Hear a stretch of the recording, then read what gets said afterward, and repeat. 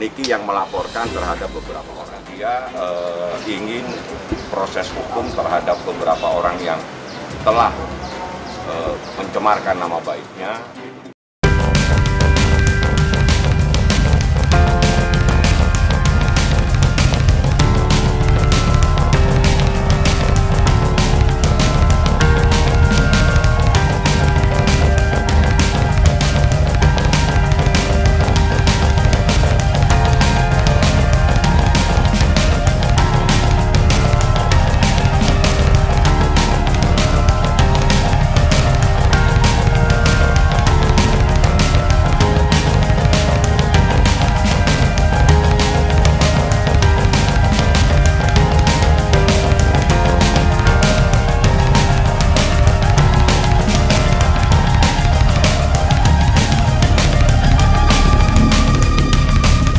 Niki yang melaporkan terhadap beberapa orang.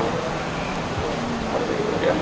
Siapa aja bang orangnya bang? Poinnya aja bang, 3 laporan itu. 3 laporan, 1 terhadap orang yang menyatakan Niki sebagai tepu. Yang 1 memposting fotonya Niki dengan kalimat-kalimat yang tidak benar dan itu diambil dari Instagramnya Niki. Artinya dia melakukan sesuatu yang kurang patut dan itu bertentangan dengan hukum dan itu proses penyidikan.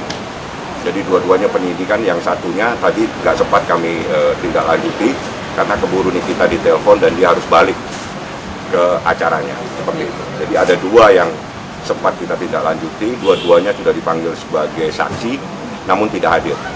Ada beberapa laporannya Nikita yang ada di Polres yang perlu kita tindak lanjuti. Yang pertama terkait dengan laporan Nikita mengenai dia yang dituduh sebagai cepu, sebagai orang yang kebal hukum. Yang kedua, ada juga laporan terkait dengan seseorang yang memposting dia dalam keadaan aneh-aneh dengan tulisan yang aneh-aneh. Jadi kami tadi datang, kami ingin tahu sampai sejauh mana perkembangannya, apakah terlapor sudah dipanggil sebagai saksi, ternyata penjelasannya sudah dipanggil namun tidak hadir.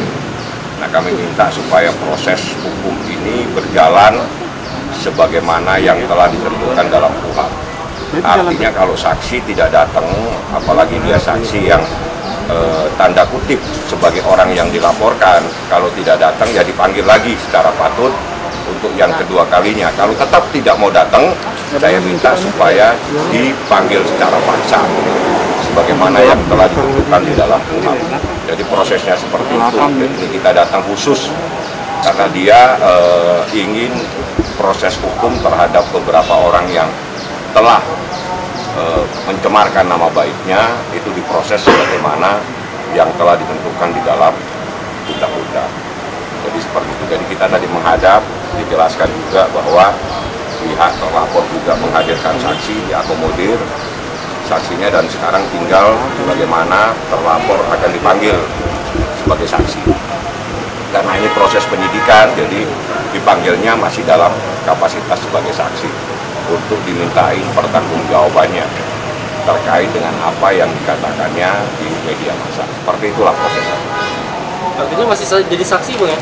Memang kalau proses penyidikan, orang yang dilaporkan itu pasti dipanggil sebagai saksi. Nah, nanti setelah proses penyidikan ada yang namanya gelar perkara. Setelah gelar perkara akan ditentukan apakah dia telah memenuhi syarat untuk ditetapkan sebagai tersangka. Itu proses hukumnya. Jadi kita harus bisa memahami proses hukum yang ada di dalam proses penyelidikan, penyidikan, dan penetapan seseorang menjadi tersangka. Jadi tidak mudah. Tiba-tiba orang ditetapkan sebagai tersangka itu mustahil. Jadi pasti ada melalui sebuah proses. Proses yang dilalui menurut KUHP itu adalah penyelidikan. Setelah penyelidikan dilakukan penyidikan. Setelah itu digelar lagi. Apakah memang telah terpenuhi unsur-unsurnya? Apakah orang yang dilaporkan ini bisa dipertanggungjawabkan?